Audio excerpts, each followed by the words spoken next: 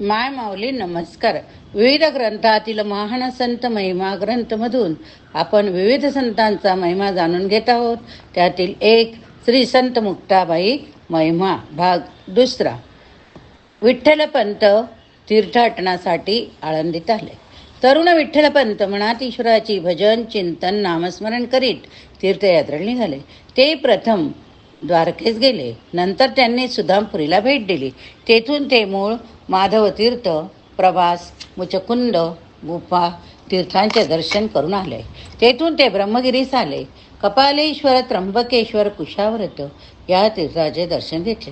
त्यांनी सप्तशृंग पर्वतावर दर्शन घेऊन भीमाशंकरचे दर्शन घेतले. या काळात आळंदी येथे पुरातन सिद्धेश्वराचे मंदिर होते. तसेच आळंदी शिवपीठ म्हणून प्रसिद्ध होय. तेथे पूर्वी अनेक श्रेष्ठ लोकांनी तपसाधना केली होती. आळंदी येथे इंद्रायणी अर्धवर्तुळाकार म्हणजेच चंद्राकार प्रवाहात वाहते. या नदीच्या तीरावरच सिद्धेश्वराचे मंदिर होय. अशा ह्या पुरातन तीर्थाचे दर्शन घेण्यासाठी विठ्ठलपंत आळंदी येथे आले. ते सकाळी लवकर उठत इंद्रायणी नदी स्नान करीत सिद्धेश्वर मंदिराकडे येत. मंदिराबाहेर अश्वत्थ वृक्षाखाली बसत नित्यकर्म आटोपत मग मंदिरात जाऊन सिद्धेश्वराचे यथासांग पूजन करीत नामस्मरणात ध्यानमग्न होऊन जात. आळंदीत आल्यानंतर विठ्ठलपंताचा असा हा दिनक्रम ठरून गेला होता.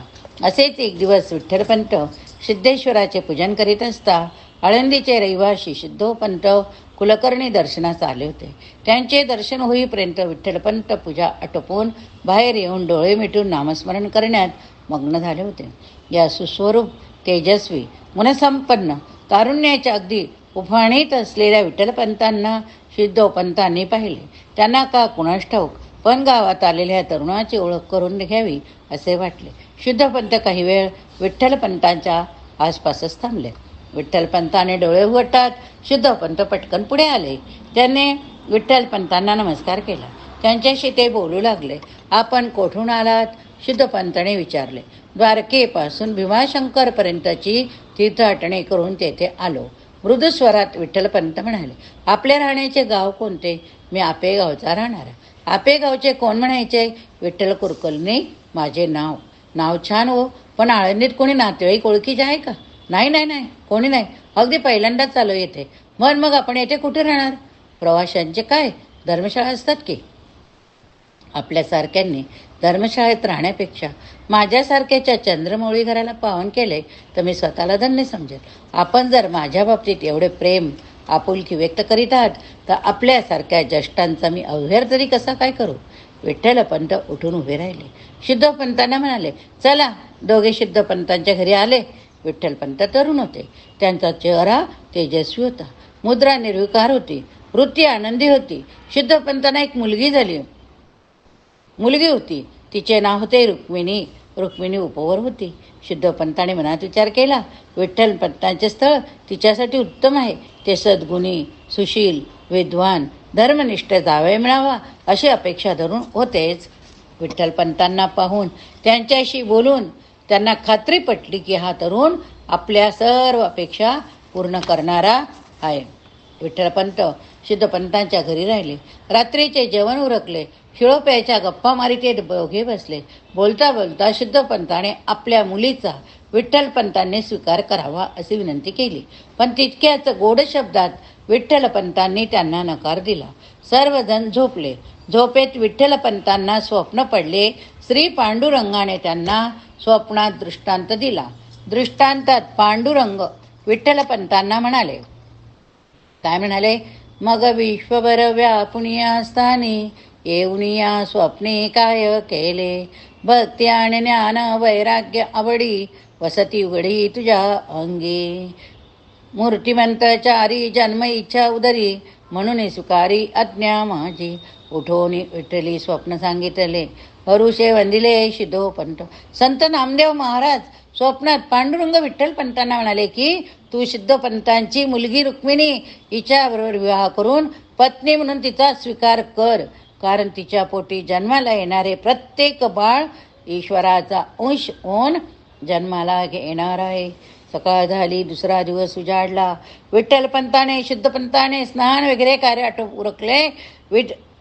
श्री सिद्धेश्वराचे पूजन नामस्मरण दर्शन घेतले. घरी परतत असताना सिद्धपंताने परत एकदा आपल्या मुलीचा पत्नी म्हणून स्वीकार करण्याची विनंती विठ्ठलपंतांना केली.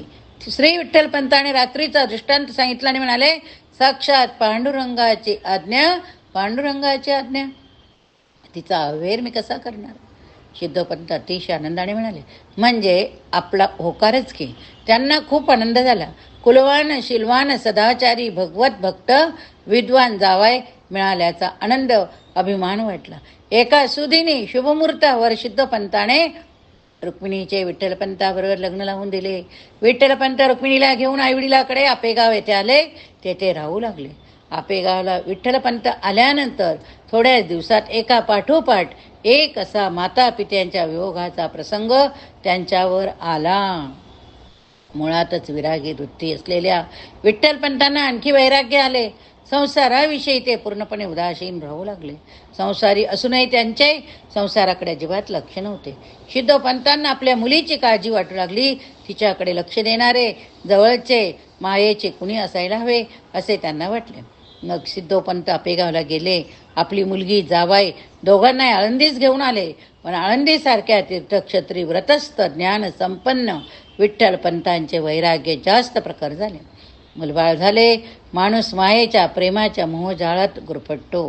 पण बरेच दिवस झाले तरी अद्याप त्यांना अपत्यप्राप्ती झाली नव्हती. आळंदीतील त्यांचा व्रतस्थ दिनक्रम संत नामदेवाने आपल्या एका अभंगात लिहिला आहे.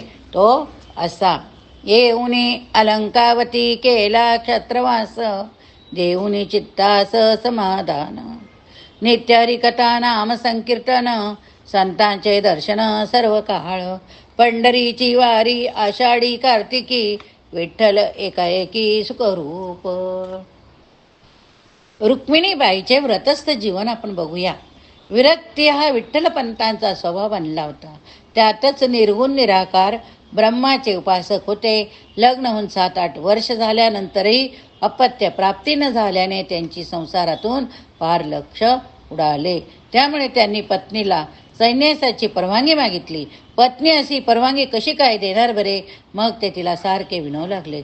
समजावून सांगून सुद्धा पती ऐकत नाही हे पाहून एक दिवस रागा वैतागाने त्या काहीच घरात जा असे म्हणाल्या.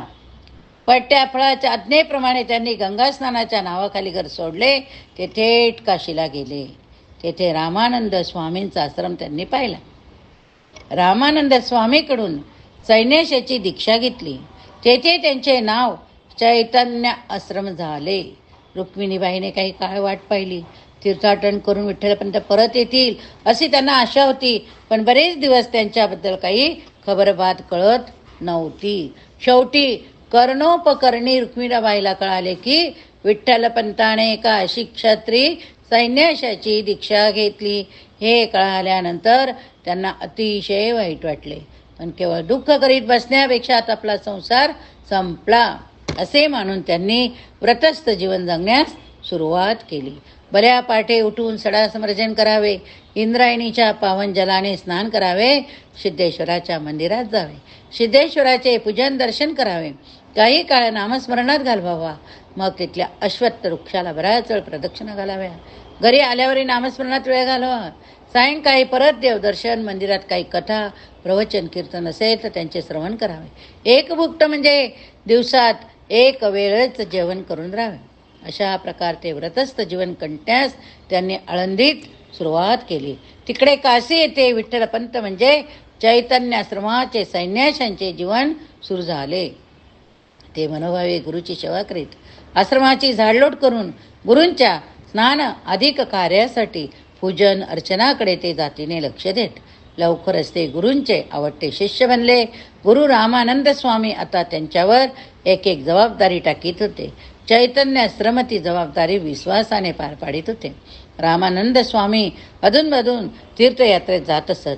तसेच आता त्यांनी चैतन्याश्रमास बोलावून आश्रमाची जबाबदारी त्यांच्यावर टाकली. काही सूचना केल्या आणि दक्षिणेकडच्या तीर्थयात्रेसाठी ते बाहेर पडले. या ठिकाणी हा भाग संपला. आता पुढील कथा आपण पुढच्या भागात बघूया. आपला आशीर्वाद व्यर्थ आहे स्वामी कथा पुढच्या भागात बघूया.